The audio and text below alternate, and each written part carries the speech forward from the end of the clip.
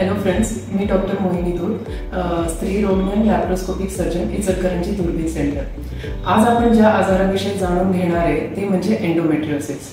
मागच्या काही वर्षात एंडोमेट्रियोसिसचं प्रमाण वाढलेलं आहे। सध्या 10 महिलांपैकी 1 महिलेला एंडोमेट्रियोसिस हा आजार दिसून येतो। एंडोमेट्रियोसिस काय असते हे आपण आता ह्या मॉड्यूलद्वारे समजून घेणार आहे। एका बाईमध्ये ओटी पोटातली ही रचना आहे। हे म्हणजे बाईच्या पोटातली पिशवी। ह्या गर्भनलिका असतात आणि हे दोन्ही बाजूला जे दिसत आहेत ते म्हणजे अंडाशय।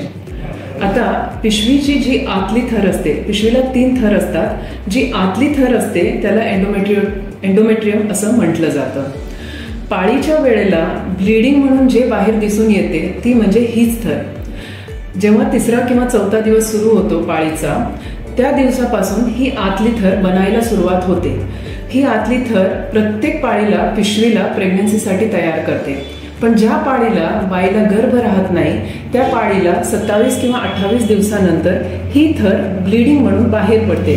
तुकड्यांच्या स्वरूपात किंवा अंगावर जे जाते ते म्हणजे हीच थर बाहेर पडते।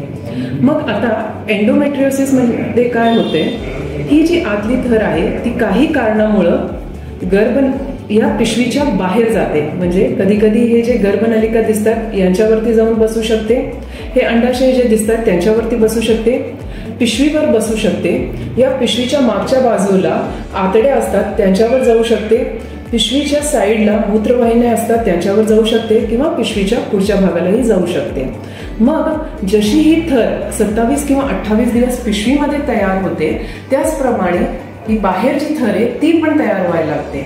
आणि जेव्हा पाळी येते तेव्हा ही थर जशी बाहेर पडते तशी या थराला, या बाकीच्या ठिकाणी जे थर एंडोमेट्रियोसिसचे तुकडे जाऊन बसले तिथंही ब्लीडिंग होत राहते। पण ही आतली थर जेव्हा पिशवीची थर आहे त्याला योनी मार्गे बाहेर यायला मार्ग आहे, पण बाकीच्या ठिकाणी जे थर बसलेले आहेत त्यांना कुठलाही द्वार नाहीये, म्हणून त्याच ठिकाणावर ब्लीडिंग होत राहते।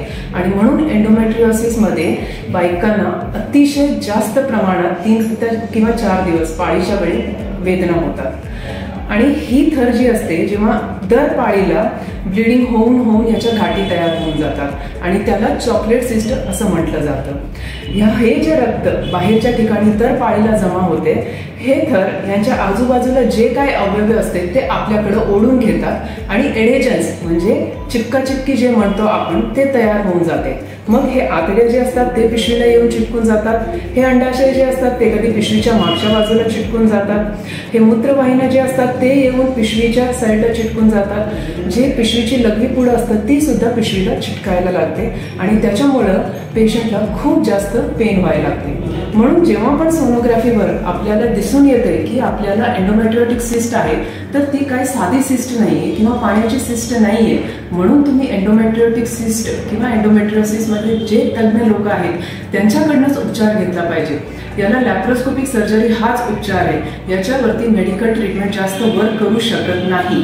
आणि जर हा तुम्ही वेळेवर उपचार घेतला नाही किंवा सर्जरी करून घेतली नाही तर दर पाळीला हे त्रास तुम्हाला वाढतच जाणार आहे। एंडोमेट्रियोसिस हे जरी कॅन्सर नसलं तरी हे जे पसरायचं प्रकार आहे हे कॅन्सर सारखंच असतं। म्हणजे जसं आतड्या आहेत त्याच्यावर जाऊन हे जेव्हा बसते तेव्हा आतल्या बाहेरच्या थरपासून हे आतल्या थरपर्यंत जायला लागते। लघवीची नळी आहे तर आतल्या थरपासून बाहेरच्या थरापासून आतल्या थरापर्यंत जायला लागते। म्हणून कॅन्सर जरी नसलं तर दिवसोदिवशी किंवा दर पाळीला हे त्रास तुम्हाला वाढतच जाणार आहे। म्हणून हे आजार किंवा एंडोमेट्रियोसिस याच्यामध्ये जे लॅप्रोस्कोपिक तज्ञ आहेत त्यांनाच भेटून तुम्ही उपचार करून घेतला पाहिजे। थँक्यू।